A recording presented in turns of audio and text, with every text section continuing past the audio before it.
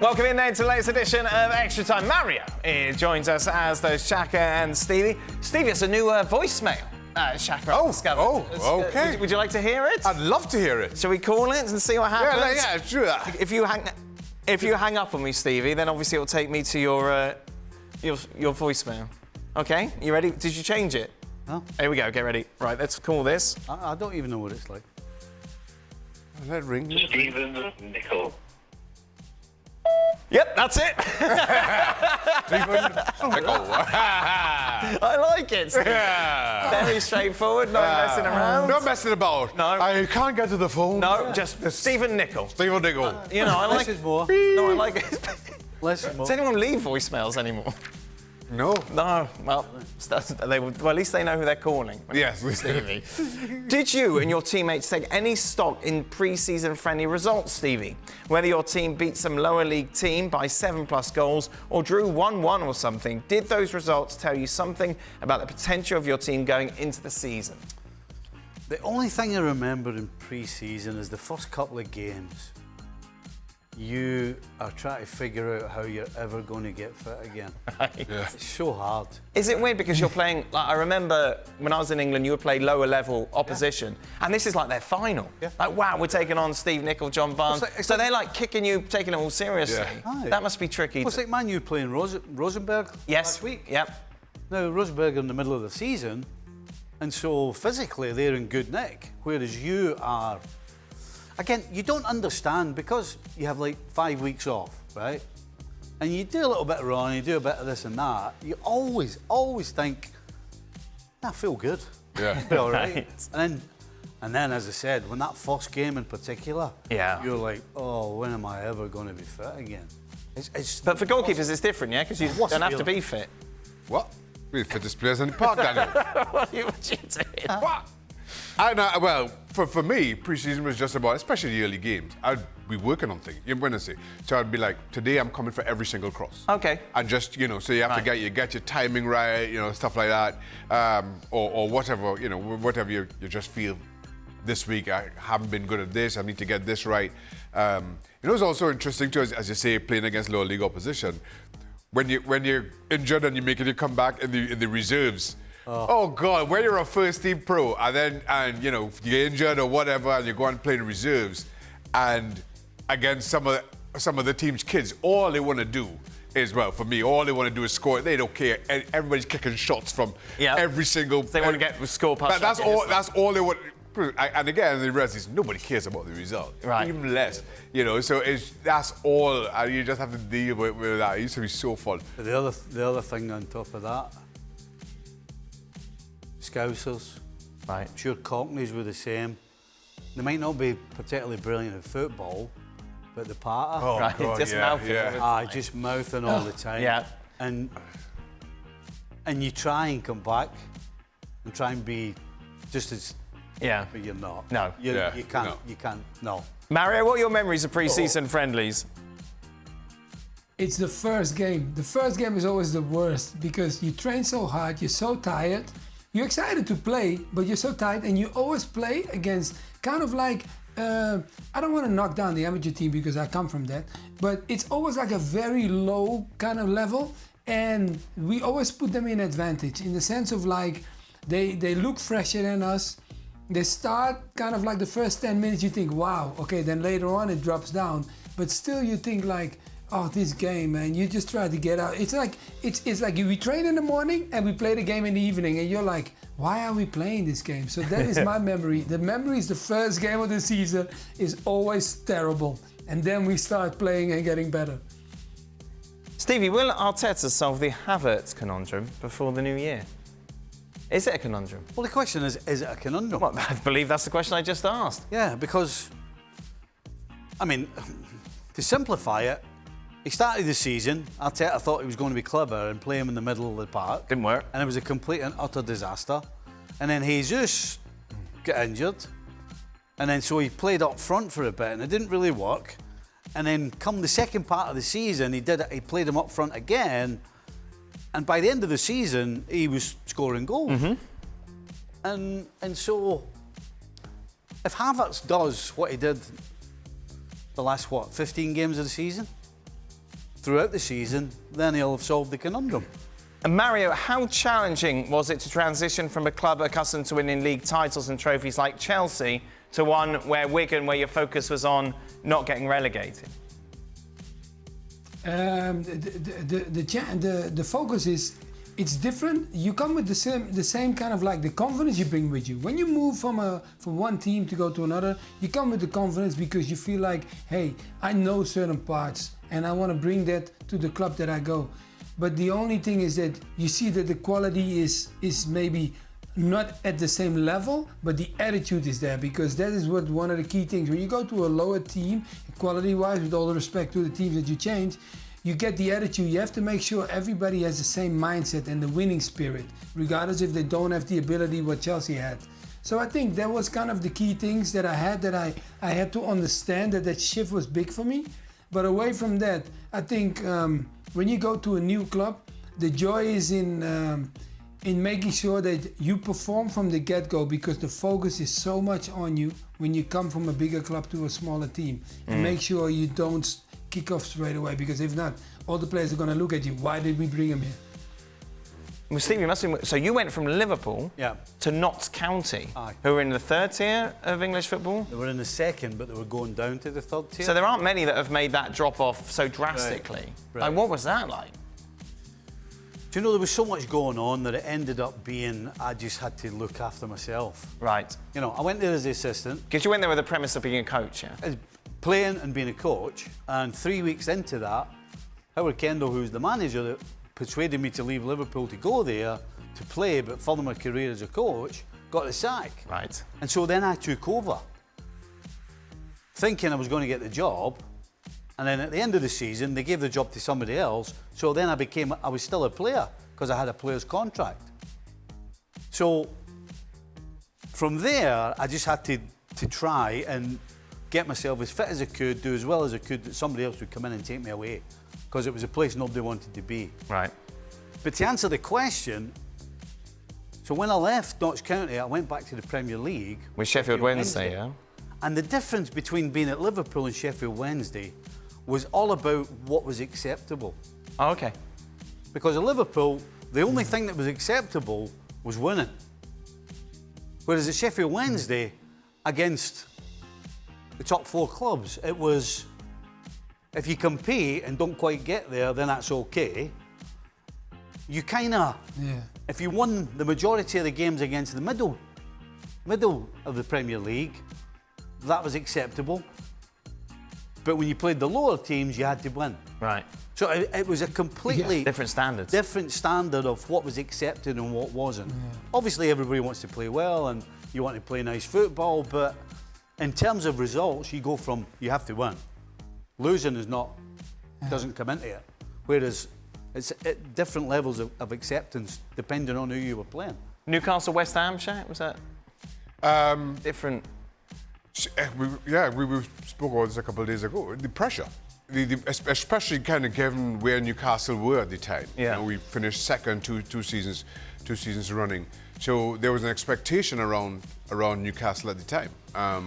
West Ham, again, to Stevie's point, very different.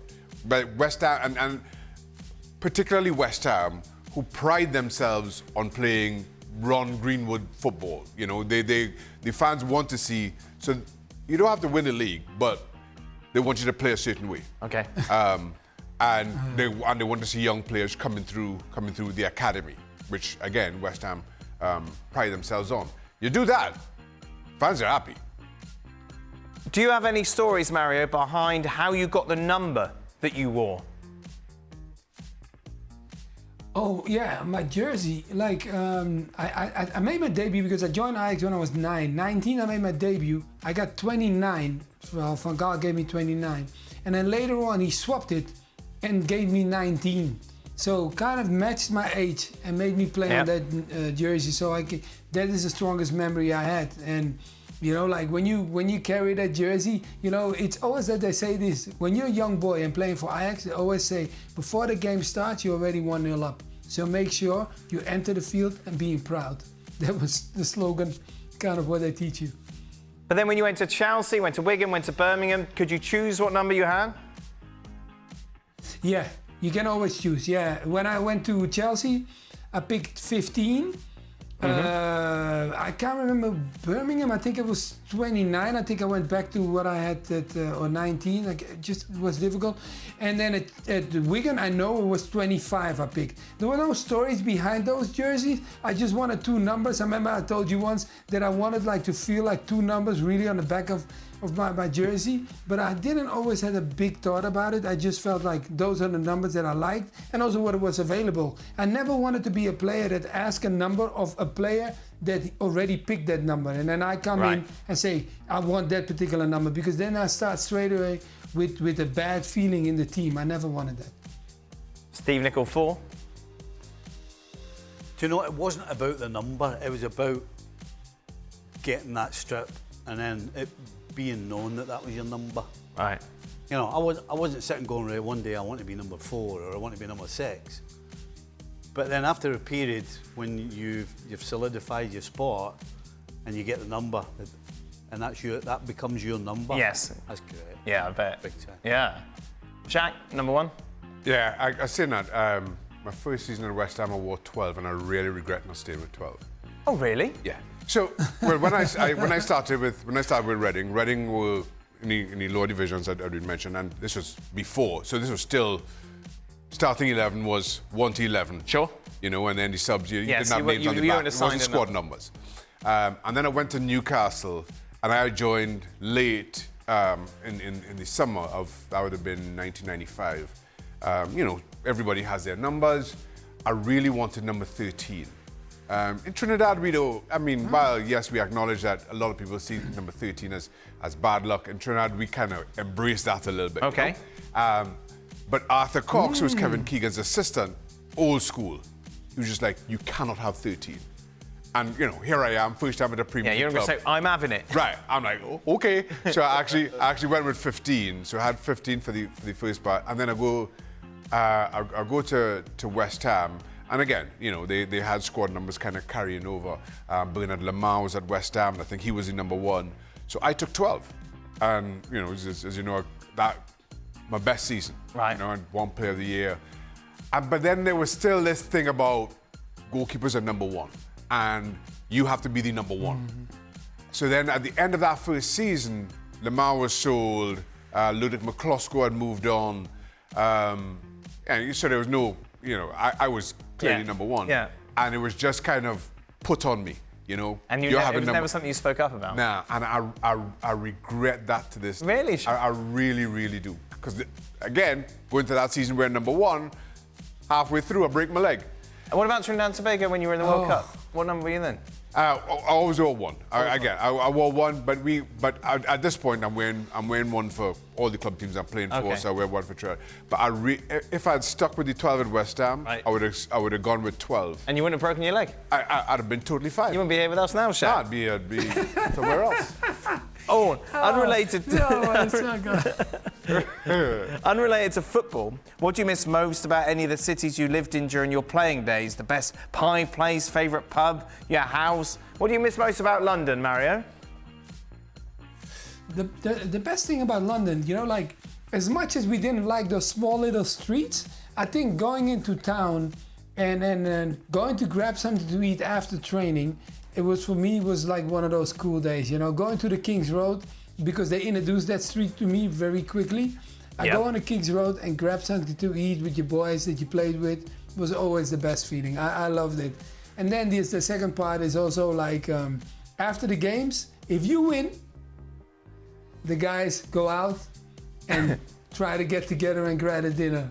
But you have to win, because if we lose, you don't see anybody. Shane, what do you miss most about Newcastle? Good restaurants. Newcastle. What's the market called? Big Market. Big Market? It's just Big Market. Big Market, which is a... Keep it simple. Yes, big party area. Yes, a lot of pubs. Yeah. A lot of pubs. Probably my favourite place to live where I played was Southampton. Oh, yeah? When I played for Portsmouth. Right. We lived in a little town in Southampton called Warsash, and you know, it was just perfect for where we were as a family. Young, our youngest daughter was born when we were there, and it was just I thought it was great because, as you know, London is Easy our to get way, to, yeah. just straight up the M3. You've got Southampton is fantastic. Going into Pompey was also really good. If I could go back and go back to England and choose where to live, it would be. Really? Yeah, I loved it. I loved it. Stephen? Yeah? Wow. I got to say, I miss a Sunday night in the Victoria Lodge. Right. pub And would there be darts? In Birkenhead. Darts? No. So me and Eleanor, we used to go with some friends of ours, Right. and there'd be a band on, and they used to shut the doors at 11 o'clock. Oh, lock in. Get a lock in, everybody in. Yes. And then they'd have people up singing, karaoke. Oh. And the band would play again. And then he used to have this punch, and I can never remember what he used to put in it. It was like five quid a jug. Okay. Right? And it was alcohol. And we always remember leaving to go, but we never remembered getting home. Because of the punch. And at the end, every Sunday night, every Sunday, the last thing that was played was James, Oh Sit Down. Oh, yeah, yeah. Every single person in the place would be sitting down. We'd all be like in a train all the way around the pub. It's right up We'd be your like, street, Stevie, yeah. Oh, sit down, It's really not that sit difficult to down, imagine. Sit down next to me. Oh, beautiful. Oh, it was brilliant. Oh. As I said, we never remember getting home. We always remember going There you go. and not getting home. And now you get to hang out with Craig. Aye. Yes, still don't remember getting home. Oh my God. Mario, what would you have been if you weren't a footballer? A singer, obviously, no?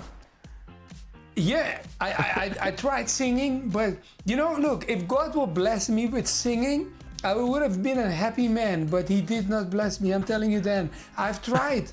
I tried singing, but it did not work. And I said, like, you know what? Let me just keep kicking that ball, man, because Yes. the singing wasn't for me. But you know why I like the singing? Because I just felt like, how can an individual affect so many people? Wow, Okay. we as footballers, we need a team to do it. While an individual can just grab that mic and just blow everybody Yeah. away. So that's why singing was my thing. Shaka, you would have been a rocket scientist, obviously, with NASA. I wanted to design cars. There you go. That's why I did mechanical engineering. Yep. I wanted to design cars. So I tell people, listen, if you see me driving a fancy red sports car, I'm not going through a midlife crisis. That's my all-life crisis. That was my dream job. You're certainly not driving that at the moment. Shaka. No. My hybrid is as far away as you can get from a fancy red sports car. What the heck would you have done? Nothing. I wouldn't have done it. No. It'd been in that pub. I'd no It'd have been making punch in the pub. No, Stevie would be a Absolutely chef, making roast dinner on Sundays. Come on now, trust- Stevie, you make some nice No, dinner. Mario, you don't want that in your life. I do that well. I go, do you want to meet some lunch or something? She's like, no. I'm like, no, fair enough. I'm going to go. That's the emptiest gesture you ever made. Oh, do you want me to make lunch today? No, definitely not. All right, then, final one, Stevie. Start, bench, or drop. Your throwing coach. Your goalkeeper wearing goggles, or food restrictions during the season like Conte did with no pizza or ketchup. Oh, man. Well, I tell you what, you've got to drop the goggles on the goal. What a Shaka. Oh, no, Liverpool legend doubles Shaka, down. come on. Seriously. Shaka likes it. That was a great idea. Am I so far off from saying what a lot of nonsense? It's great. Goggles. Trick your vision. You know, Yeah, I'm sorry, that is Okay. that is total sense. one of the worst things I've ever seen anybody coming up We're with. going to have to get you to try some. Seriously. Yeah, that'd be so good. That'd be good, wouldn't Seriously. it? Send him to Liverpool. I thought the parachute on the back for the goalies. Have you ever done that? No, exactly. What? A parachute. Goalkeepers with parachutes on the back. Why? Exactly why? I've seen outfield players do that. No, I've seen no. Because when you take it off, you feel less goalkeepers restricted. training. Well, it's just The goalie it's kind of coach is power. throwing the You ball. know, exactly, it's power. power running, but you don't have to do that as a goalie. The goalie coach is throwing the ball. The goalie's diving. Okay. Parachute. Right, can we got home to get to? Right. Right. What I have seen is bungee cords on the side, clipped onto goalkeeper's sides. Right. This is clipped here. So so if I'm diving to my left, the bungee pulling on that post, so you have to kind of be strong with Did it. you ever do a real bungee jump? Have you done one? I have. Where did you? Where did you do it? Spain somewhere. Just what? When I was at Newcastle. Yeah? Yeah, I did a bungee jump. Where did you do it? Why? Nuts doing that. Huh? Where? Why? Well, it's like off a cliff. Yeah, in off a cliff. car park. Off a cliff. Go into the water, body goes into the water and whips you back out. Wow. Yeah, I'm surprised like their insurance would allow that. I'm not sure that. I'd probably having a couple of punches. There you go. And Look at Mario. Mario is very anti-bungee. Mario, you wouldn't do that. No, look, I do have to say I did something crazy too. Okay. I did 13 feet skydiving. Ah, nice. I did that. Jumped out of a plane. And you know, the beautiful part of that was only when I jumped out of that plane was because Mexico, the border was right there. I jumped, it was in San Diego, I jumped and I could see the border. So that was beautiful. But You were trying to get over the border, I was Mario. going- we should be having this discussion here, Mario. They wouldn't allow me to go in. So I went to San Diego. I jumped from San Diego, tried to air myself Beautiful. in, but it didn't work. I landed right in San Diego, so no. Sorry for me, I didn't make it. Right, Stevie, as a man who wouldn't swim in the sea because you're scared of jaws, I'm guessing that you've never done bungee or jump out of a plane. No chance. No. Not a chance. Right, let's get back to the task in hand. I'm going to start the throw-in, coach. Okay. I'm going to bench the food restriction. Yes, and the goggles. 100% the goggles. The goggles are gone.